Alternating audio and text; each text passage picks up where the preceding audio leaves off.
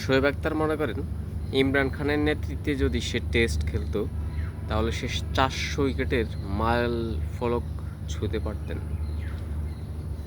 কথাটা সত্যি। ভালো লিডারশিপ মানে পুরা টিমমেটের ভালো পরিচালনা এবং ভালো কিছু ফিডব্যাক, সেটা 100% ঠিক। কিন্তু এখানে একটা মূল ফ্যাক্ট আছে। শোয়েব আখতার যেই সময় ক্রিকেটে আসছে তখন থেকে কিন্তু ক্রিকেটে একটা ভ্যারিয়েশন চলে আসছে। প্রত্যেকটি দলের টেস্ট টিম, ওয়ানডে টিম এবং টি-20 টিম, যদিও শোয়েব আখতার টি-20তে সুযোগ পাননি, তিনি তার কেরিয়ার শেষ করার আগেই টি-20 ক্রিকেট ততটা ভালোভাবে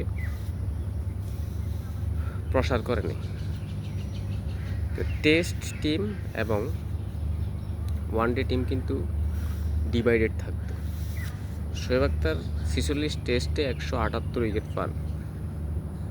এখন তার একটা আফসোস যে তিনি যদি ইমরান খানের নেতৃত্বে থাকতো তাহলে 400 উইকেটের মাইল ফলক ছুঁতে পারতেন। কিন্তু মূল ফ্যাক্ট হচ্ছে এখানে আসলে শোয়েব আখতারকে টেস্ট টিমে কতটুকু সুযোগ দেওয়া হয়েছে, কতটুকু সময় তিনি খেলতে পারছেন, তিনি আরও কিছু ফ্যাক্ট এখানে কাজ করে। তিনি একজন দ্রুততম বোলার। তার হ্যান্ডের যে ইনজুরি এটা কন্টিনিউয়াস থাকতো। বলের স্পিডের কারণে তার সবসময় মোটামুটি একটা ইনজুরির পরিমাণ থাকতো। এবং তিনি কতটুকু সুযোগ পাইছেন, তার সময় কিন্তু ওয়াসিম আকরাম লিডার ছিলেন পাকিস্তান ক্রিকেটে, এবং ধাপে ধাপে আরও কয়েকজন ক্রিকেটার দায়িত্ব পালন করছিল। তিনি যে দোষারোপটা করছে যে ইমরান খান থাকতে তিনি 400 উইকেটের মাইল ফলক ছুঁতে পারতেন, এটা আসলে রিয়েলিটি আমার কাছে মনে হয় না। এখানে মূলত হচ্ছে আসলে কতটুকু তাকে দলের সুযোগ দেওয়া হয়েছে, কতটুকু তিনি পারফরমেন্স করতে পারছেন। 46 টেস্টে 178 উইকেট, তিনি তো আসলে দলে খেলার সুযোগই পাননি।